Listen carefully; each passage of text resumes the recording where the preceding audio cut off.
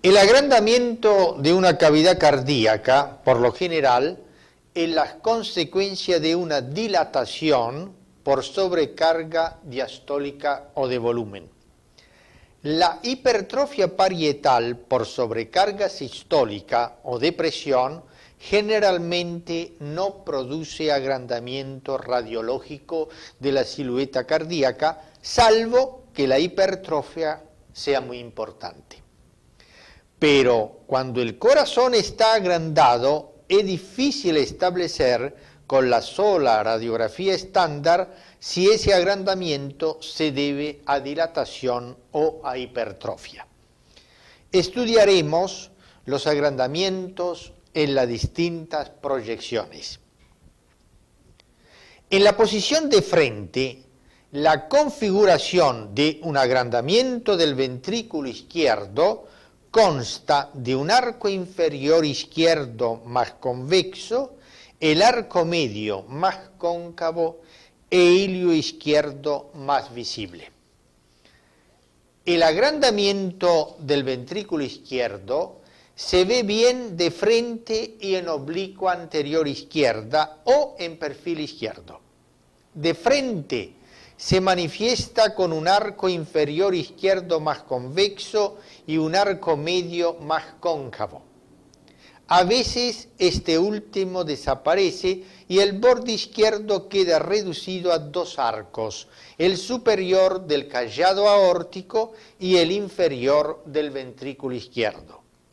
Cuando el agrandamiento es leve, porque predomina la hipertrofia sobre la dilatación, como sucede en una estenosis aórtica, una miocardiopatía obstructiva o estenosis subaórtica hipertrófica en su comienzo, o una comunicación interventricular moderada, o una hipertensión arterial leve, se produce más que un aumento de su tamaño, un aumento de la convexidad del arco inferior.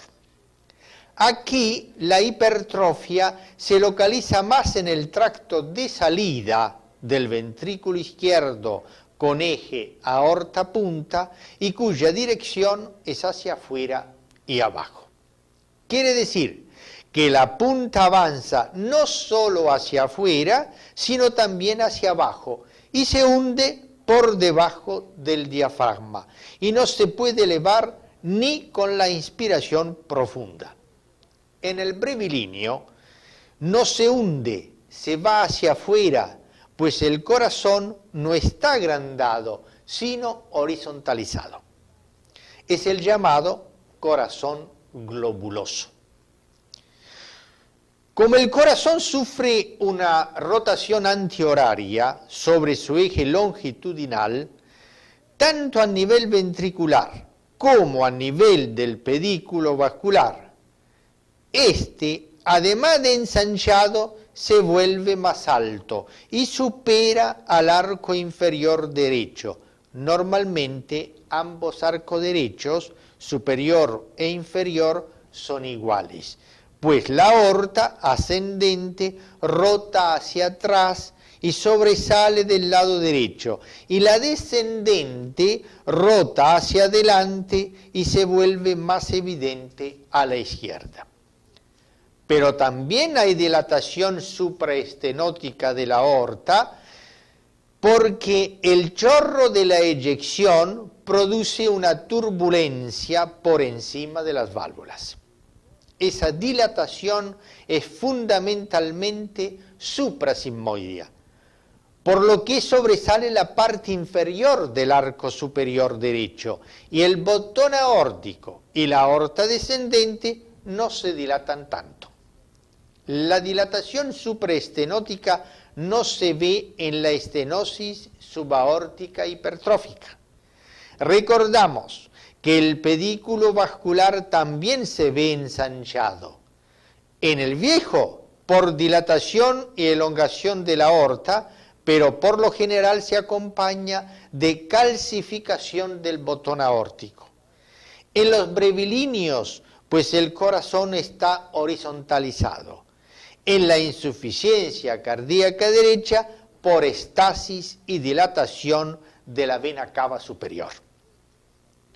Cuando predomina la dilatación, el corazón se desplaza más bien hacia afuera que hacia abajo y casi toca la pared costal, por lo que aumenta el diámetro transverso del corazón. Se ve en la insuficiencia aórtica y la enfermedad aórtica y en la hipertensión arterial evolutiva. Aquí la sobrecarga diastólica está en el tracto de salida, eje aorta-punta, y la imagen cardíaca adopta la forma en morro de carnero. Por ese motivo se llama también cor aortale. Los cilios en la hipertrofia ventricular izquierda no se modifican, pero debido a la rotación antihoraria, el hilio derecho se acerca más a la sombra cardíaca y el hilio izquierdo se vuelve más visible debido a que se separa del borde izquierdo del corazón. Los campos pulmonares no se modifican por el simple agrandamiento del ventrículo izquierdo, pero sí lo hacen cuando se instala la insuficiencia del mismo. En este caso aparecen los signos de la hipertensión veno-capilar pulmonar y por ende el edema de pulmón. Cuando esa sobrecarga diastólica se realiza en el tracto de entrada, mitral punta, como sucede en la insuficiencia mitral, comunicación interventricular, enfermedad mitral, se desplaza no solo a la izquierda, sino también hacia atrás. Se ve mejor en oblicuo anterior izquierda. En la radiografía de perfil se ve que el ventrículo izquierdo se desplaza hacia atrás y ocupa el espacio claro retrocardíaco. Lo mismo sucede en oblicuo anterior izquierda. En oblicuo anterior derecha puede llegar a comprimir hacia atrás al esófago y por la rotación antihoraria puede llegar a formar el arco derecho o antero inferior. El ventrículo derecho agrandado presenta la siguiente configuración. El arco inferior izquierdo verticalizado, la punta redondeada y a veces elevada, el arco medio de la pulmonar saliente, el botón aórtico pequeño, porque tanto el corazón como el pedículo vascular sufren una rotación horaria. Y el arco inferior derecho más convexo, pues la aurícula derecha es empujada hacia atrás por el ventrículo derecho agrandado. Cuando se agranda también se vuelve más alta. Por lo tanto, en posición de frente, el ventrículo derecho no hace parte del borde cardíaco porque está lejos de él.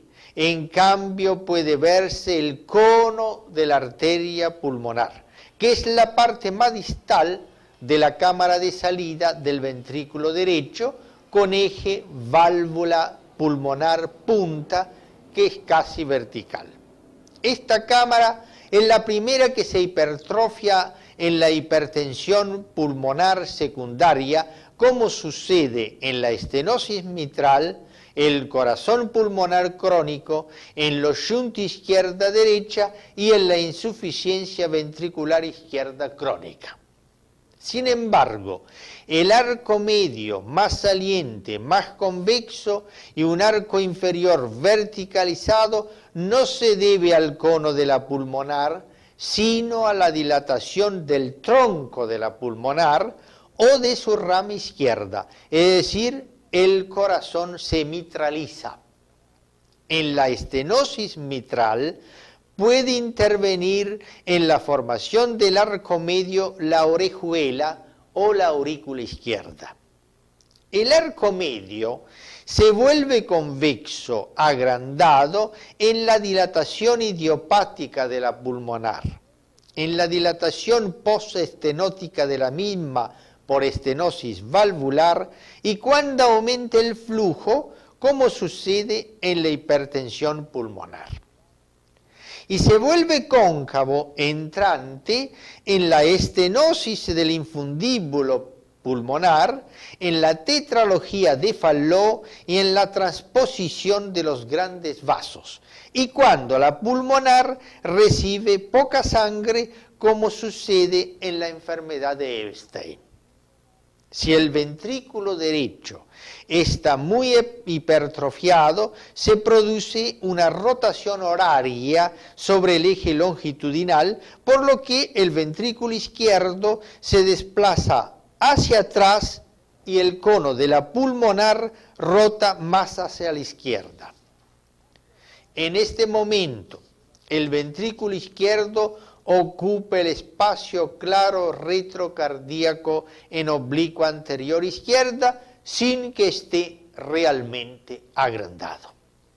Como también se hipertrofia la cámara de entrada con eje tricúspide punta, que al revés de la otra cámara es horizontal, hace que el ventrículo derecho puede formar el borde izquierdo del corazón y por otra parte desplaza la aurícula derecha hacia afuera, por lo que el arco inferior derecho se vuelve más convexo.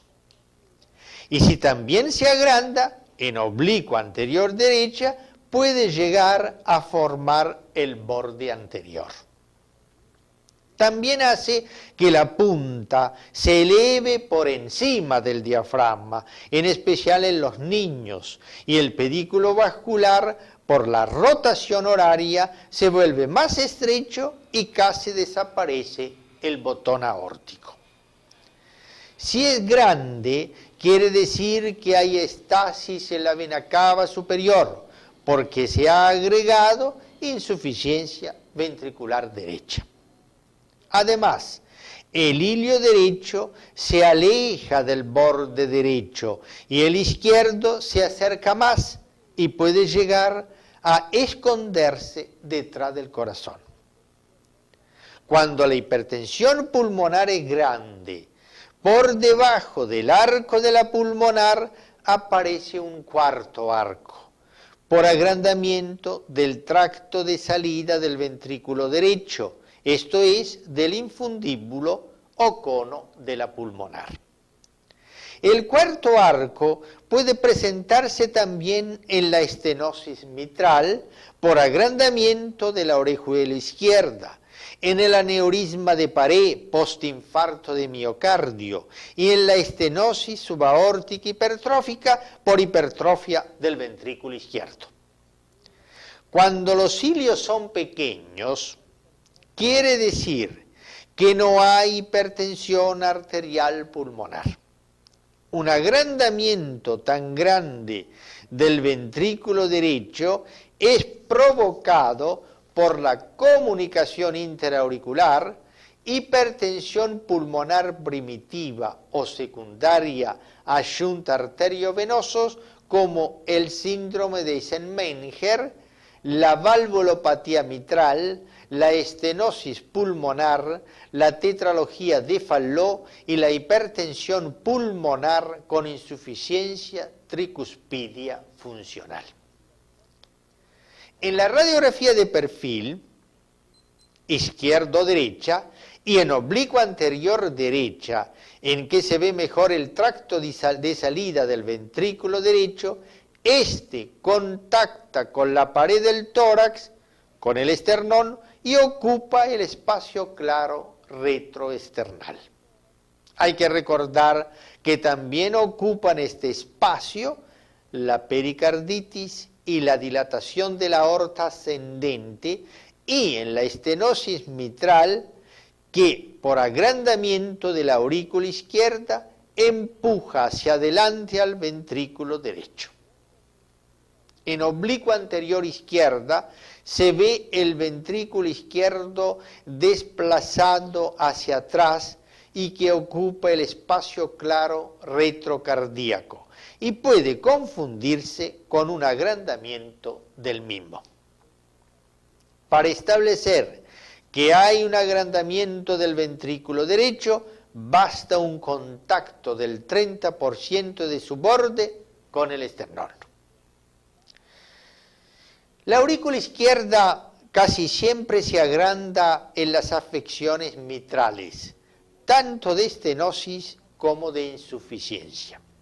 Como es posterior, normalmente no interviene en la formación del borde externo del corazón y no se ve en la radiografía de frente. Se estudia mejor en lateral y oblicuas. El bronquio izquierdo descansa sobre ella, por lo que cuando la aurícula se agranda es empujado hacia arriba, aumentando el ángulo interbronquial. La compresión puede darle la forma de arco con concavidad inferior. Aquí lo vemos en una enfermedad mitral con agrandamiento de todas las cavidades y de la pulmonar. En la radiografía de frente, el arco superior izquierdo no se modifica.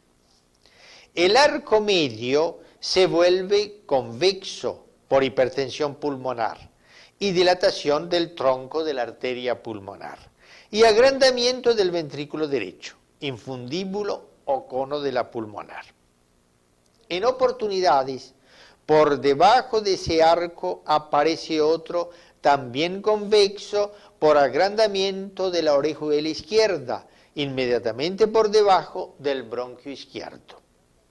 El arco inferior izquierdo se rectifica, se verticaliza, es la configuración mitral. Ese cuarto arco es más grande cuando lo forma el tracto de salida del ventrículo derecho, es decir, el cono infundíbulo de la pulmonar, que también es propio de esta patología. El arco superior derecho no se modifica, y si lo hace, el arco inferior, que normalmente corresponde a la aurícula derecha, cuando la aurícula izquierda crece hacia la derecha. Se forma así un doble contorno, uno dentro del otro, por fuera la aurícula izquierda. Si el crecimiento es grande, se forma un doble arco, arriba la aurícula izquierda y abajo la derecha. En la radiofiltrografía se ve no solo el bronquio izquierdo rechazado hacia arriba, sino también la sombra de la aurícula izquierda dentro de la silueta cardíaca, conocida como galleta o naranja auricular. Si la lesión mitral es leve, insuficiencia o enfermedad, los campos pulmonares no se modifican o se modifican poco.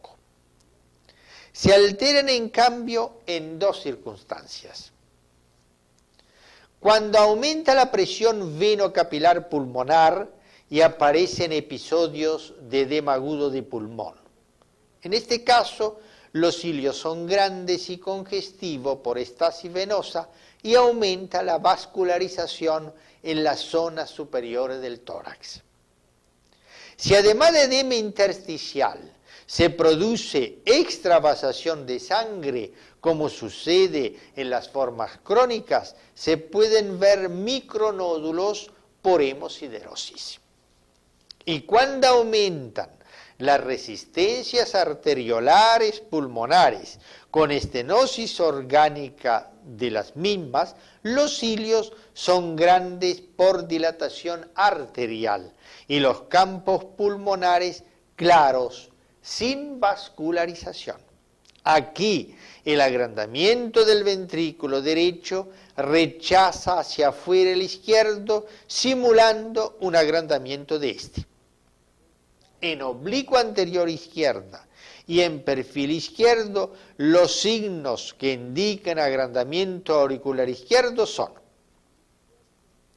la desaparición del espacio claro, que normalmente existe entre el bronquio izquierdo por arriba y la aurícula izquierda por debajo. El bronquio izquierdo desplazado hacia arriba con agrandamiento del ángulo interbronquial de 45 grados normal puede llegar a 90 grados. La aurícula izquierda que contacta con la columna y el arco anterior del ventrículo derecho con el esternón. Por arriba de él, la aurícula derecha y la arteria pulmonar. El ventrículo derecho contacta con la pared torácica porque es empujado hacia adelante por la aurícula izquierda agrandada, simulando un ventrículo derecho agrandado. En oblicuo anterior derecha, con relleno esofágico, el signo fundamental del agrandamiento auricular es la impresión cóncava hacia adelante que provoca en el esófago y el desplazamiento hacia atrás del mismo o su compresión, pero sin desplazamiento. Si el esófago se ve desplazado hacia adelante, no se debe a aurícula izquierda, sino a aneurisma de la aorta o a tumor de mediastino. En oportunidades, el desplazamiento no se hace hacia atrás, sino hacia la derecha. Se ve muy bien en radiografía de frente con relleno esofágico. En el aneurisma de aorta, en cambio, el esófago sigue las tortuosidades del mismo. Los agrandamientos puros de la aurícula derecha son congénitos o adquiridos. Los congénitos se ven en la enfermedad de Epstein, con tricúspide implantada más abajo en el ventrículo derecho, por lo que se achica su cavidad, y en la atresia tricuspidia, que suele combinarse con comunicación interauricular o comunicación interventricular o conducto arterioso persistente. La adquirida se ve en la estenosis tricuspidia reumática, pero la estenosis tricuspidia no es pura y casi siempre se acompaña de lesiones aórticas o mitrales. Aquí vemos una enfermedad de Epstein. En la radiografía de frente, el corazón se ve grande y globuloso, simulando un derrame pericárdico, con pedículo vascular angosto y pulmones claros por poca vascularización. El pedículo vascular se ve menos alto que el arco inferior, pues la aurícula derecha agrandada lo empuja hacia arriba. Lo más llamativo es el arco inferior derecho, que es más convexo y más alto. Cuando el ventrículo derecho se agranda, no solo empuja la aurícula derecha, sino que también rectifica el borde izquierdo, que se vuelve más convexo y con la punta elevada. En oblicuo anterior izquierda, la aurícula derecha reemplaza al ventrículo derecho en la formación del borde anterior o izquierdo, o forma un nuevo arco entre el ventrículo derecho y la aorta ascendente. Cuando se agrega insuficiencia tricuspidia, como disminuye el flujo sanguíneo al ventrículo derecho y por ende a los pulmones, los cilios se ven pequeños y los campos pulmonares claros. Cuando el ventrículo derecho se agranda, oculta el hilio izquierdo.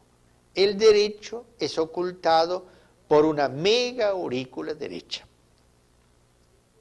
En oblicuo anterior derecha, como no contacta con el esófago, no lo desplaza hacia atrás, ni lo comprime. Se ve en cambio una sombra que lo sobrepasa y que corresponde a la aurícula derecha agrandada. Los cilios tienen forma de coma y están constituidos por la rama descendente de la arteria pulmonar, que a su vez origina a las ramas más pequeñas del lóbulo medio e inferior. Las venas se distinguen de las arterias porque tienen dirección horizontal. Las venas de los lóbulos superiores son verticales, como las arterias, y van por fuera de ellas. Por lo tanto, los 2/3 inferiores del ilio dependen de los troncos arteriales y el tronco superior y el tercio superior de las venas, de los lóbulos superiores. Para analizar los vasos pulmonares y los cilios, deben interpretarse sus alteraciones fisiopatológicas. Las alteraciones principales de la circulación pulmonar se relacionan con la presión arterial y venocapilar, con el flujo pulmonar y con el edema de pulmón. Es decir, o se altera el flujo o se alteran las resistencias pulmonares. Aquí vemos un flujo pulmonar normal con ilio normal. Normalmente, el gasto cardíaco del corazón derecho es igual al izquierdo, por lo que los flujos sanguíneos pulmonares y sistémicos son iguales. En las cardiopatías congénitas, conjunta izquierda-derecha y en todos los procesos con volumen minuto aumentado, como hipertiroidismo, anemia, enfisema pulmonar, beriberi, la vitaminosis B1, y en la enfermedad de Paget, el flujo sanguíneo pulmonar es mayor que el sistémico. Y cuando lo es, 1,5 veces, 2 veces mayor que el sistémico, aparecen alteraciones pulmonares. Se dilatan todos los vasos, tanto los del ilio como los del parénquima pulmonar, en especial los de los lóbulos superiores. Hay hipervascularización y el arco de la pulmonar se vuelve más convexo. Es la llamada plétora pulmonar por dilatación arterial y venosa. A la radioscopía se ve que los cilios laten. Si el flujo sanguíneo pulmonar disminuye, disminuyen también tanto las arterias como las venas y los cilios se vuelven pequeños. Ilios pequeños, pulmones claros, arco medio de la pulmonar cóncavo. Ello sucede en la obstrucción a la eyección pulmonar, estenosis pulmonar, en la obstrucción al llenado del ventrículo derecho, esto es en la estenosis tricuspidia, y en la insuficiencia cardíaca derecha con insuficiencia tricuspidia funcional. En este caso, al disminuir el flujo sanguíneo, el pulmón disminuye los síntomas de estasis pulmonar y el enfermo parece mejorar de su ortornea, cuando en cambio se ha instalado una insuficiencia cardíaca global. La obstrucción a la eyección pulmonar se ve en la estenosis pulmonar y en la tetralogía de Fallot, estenosis pulmonar infundibular y válvula bicúspide, origen biventricular de la aorta. Cuando la aorta está a la derecha se tiene la enfermedad de Fallot-Corvisart, comunicación interventricular y shunt derecha-izquierda entre ventrículo derecho y aorta, e hipertrofia del ventrículo derecho. En la atresia pulmonar, la sangre llega al pulmón por las arterias bronquiales que nacen de la aorta y que llevan sangre poco oxigenada.